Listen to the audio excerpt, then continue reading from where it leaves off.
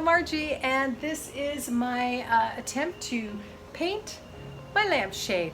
Now I've already gotten started on it. I have taken my Retique paint, which I love this paint, so you can't even see the lid. I'll just put the link to it below in the comments there. This is a phenomenally great paint, and it's eco-friendly. It prices out somewhere in the middle. It's not the cheapest thing you can get, but it's also not the most expensive, which I really appreciate that. I am mixing it about 40-60 water. Now usually when you do a fabric paint you do 50-50, but because of what I'm doing, it's such a thin light fabric, I'm gonna go ahead and do it just very light with the paint and let it just saturate in. The other tip I have to offer though is these brushes. These are little chibi brushes. You cut them down to real short, and voila, you've got a nice stiff brush that can get into the fabric. Would I recommend them for waxing tools? I'm not ready to go that way. I went ahead and got a Waverly waxing brush for that.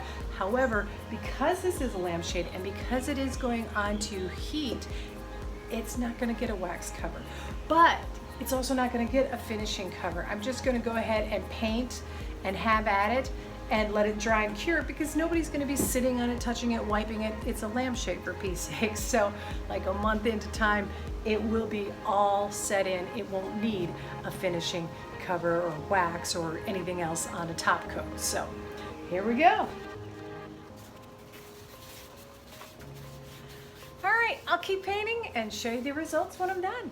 Okay, so I have finished painting it. It really didn't take all that long. I could have left the video going, but you know, it's paint.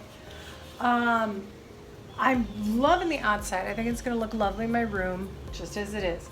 The only thing I'm curious about is when it dries. See how some of it seeped through, some of it didn't? I'm tempted to paint all the way through it just so it would be uniform. But then I thought, well, maybe it'll give a nice reflection on the wall, so I'm just gonna wait. But sadly, this is gonna at least take probably 2 days to dry, because it's raining and it's real humid here.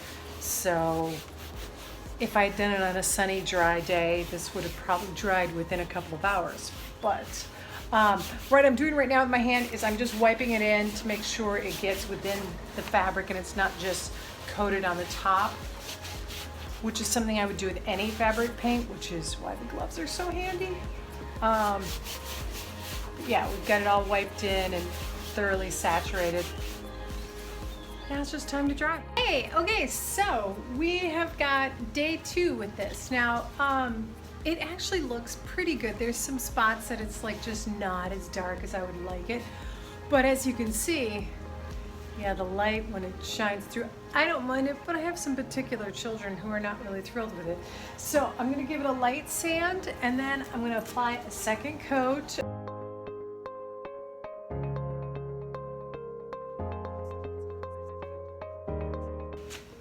Still using my broken little brush that I snipped off the edges, the little cheapy brush. I wrap it in saran wrap every night before I'm done, and that's it. Also, these gloves, you can get the regular clear gloves, but I noticed with these guys, I can reuse them. The apron, which by the way, this apron, if you know how to sew, you could do such a cuter version of these than I did.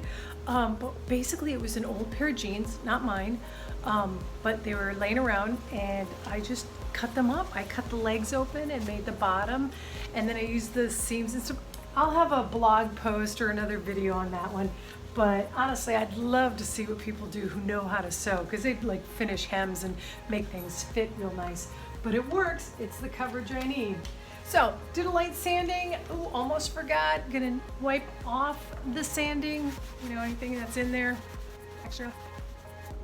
And now I'm just gonna paint it again. First time I painted it, and I'm gonna do it again with this one, is I'm painting it while holding the top, but after I let it dry for a little while one direction, I flip it upside down so it will dry the other way. It kind of helps get in the seams. All right, here we go.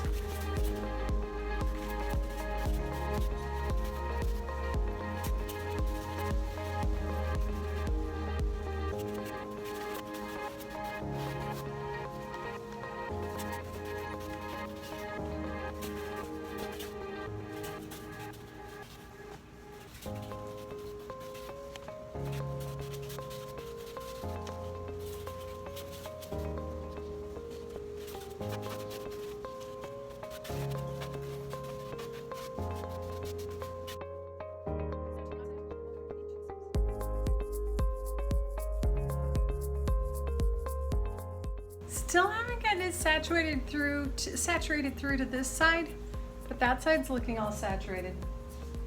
I'm still gonna leave it because I kind of like the glow it gives because it's not even toned, it goes different places. So, hey, the kid that doesn't like it, they're going off to college soon. They'll never see it.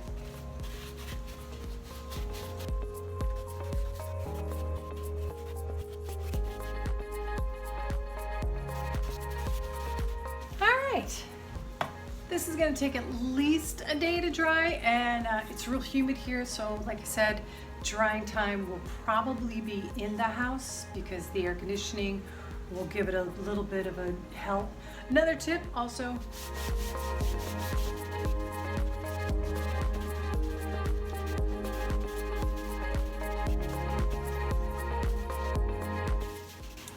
so now I'm going to let it dry.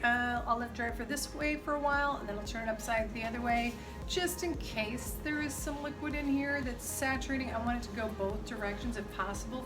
I mean, generally speaking, you wouldn't do that with the furniture you paint, but that's because it's a lot thicker. This is a very thin nylon, so I don't want it to be, I don't know, just want to redistribute the paint well and easily. So that's it there. Otherwise, it's just time to clean up.